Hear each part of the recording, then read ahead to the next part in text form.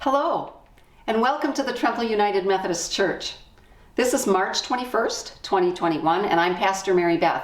I'm so glad you're here. We're going to start this morning with our scripture reading, so I'm going to invite Jan to read it for us. Jesus had entered Jericho and was passing through.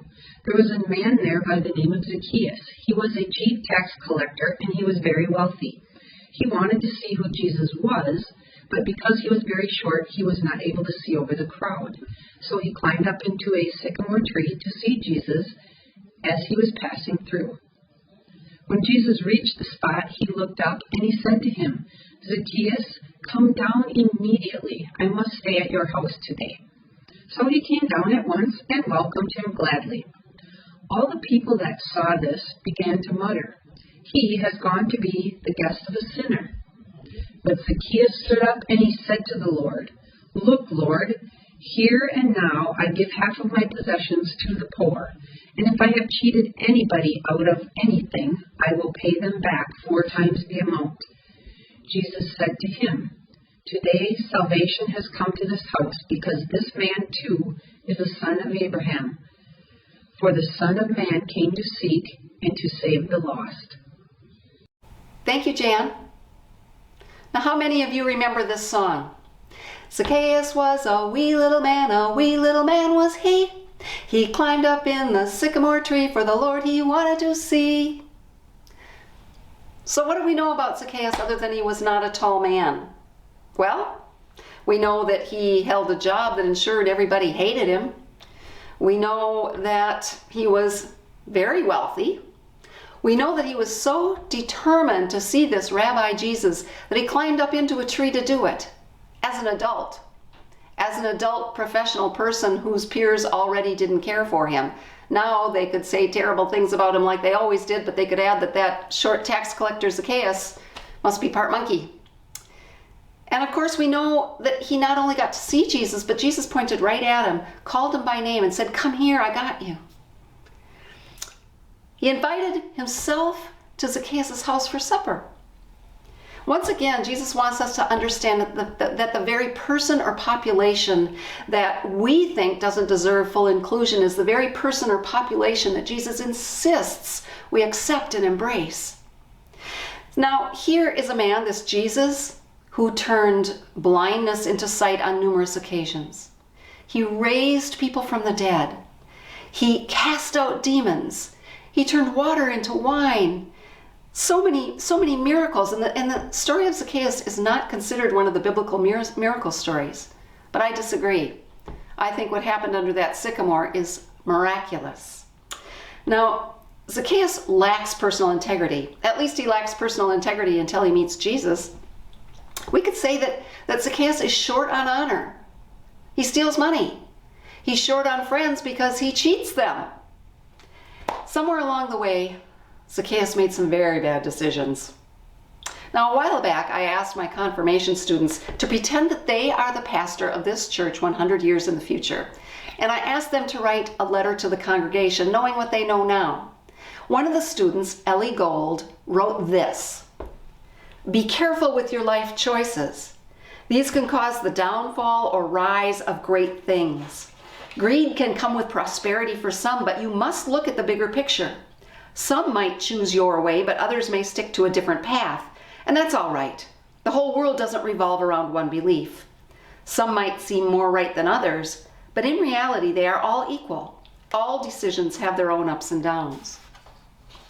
All decisions have their own ups and downs. So what was right for Zacchaeus before he met Jesus just didn't cut it once their eyes met. A miracle occurred under that tree. Where Zacchaeus was stingy, he became generous. Where he was unapologetic for his actions, he became repentant. This story gives us all hope, no matter what we feel short of. Now, one day, a professor entered his classroom and he told the students that he was going to give them a surprise quiz.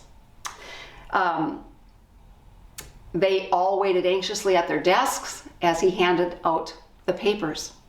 And he did it face down on their desk, as he always did. Once he handed them all out, he asked the students to turn their papers over. Well, to everyone's surprise, there were no questions on the page, just a red dot in the center of the sheet. The professor, seeing the expression on everyone's faces, told them, "I want you to write about what you see there." They were confused, but they got to work. And when they'd finished the exam, the professor went and collected them all. And then he started to explain. Now, I'm not going to grade you on this. I just wanted to give you something to think about. No one wrote about the light part on the paper. Everyone focused on the red dot, and the same thing happens in our lives, he said. We focus on the red dots, the health concerns, the complicated family relationships, the lack of money, the disappointment with a friend. The red spots are very small when compared to everything we have in our lives, but that tends to be what we focus on, and that is what pollutes our lives. And so I wonder, what are you short of? What do you feel short of? Now, I can tell you that pandemic Lent makes me feel profoundly short on time. Short on just the right answer to technology challenges. And short on that one activity or exercise or verse or experience that will help people respond to the good news. And then times like that, I hear Jesus calling to Zacchaeus, and I hear, "Come here, I got you." And then I remember that the very time when I am hanging from that sycamore tree by my fingernails, Jesus is there to catch me and to spend the night with me. Recently, a friend told me that he was feeling short on patience. He wanted his vaccine, and he was short of waiting. He was tired of waiting. And I confessed to him that I was short on patience too. And then our conversation shifted to how grateful we were that our families had avoided contracting the virus through all these long months. And really, we only had weeks to go before we might be considered for the vaccine. The red dot receded, and we saw the light emerge. We saw it more clearly. Are you short on sleep? Companionship? Things to do? Creativity, tolerance, self-acceptance?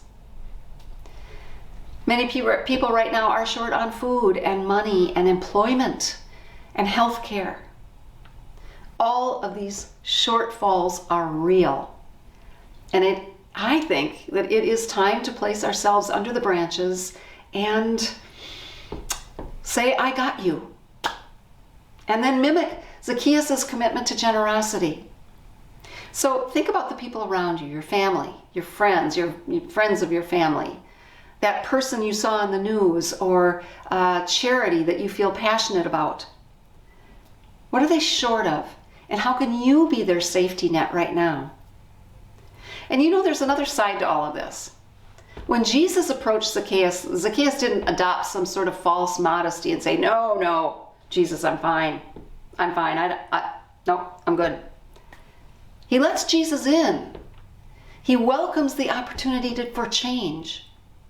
He opened himself to the transforming presence of something bigger and better than his red dots. Let's also remember this. When we need help, we ask for it. And so this week, may you be short on red dots and long on the light of love.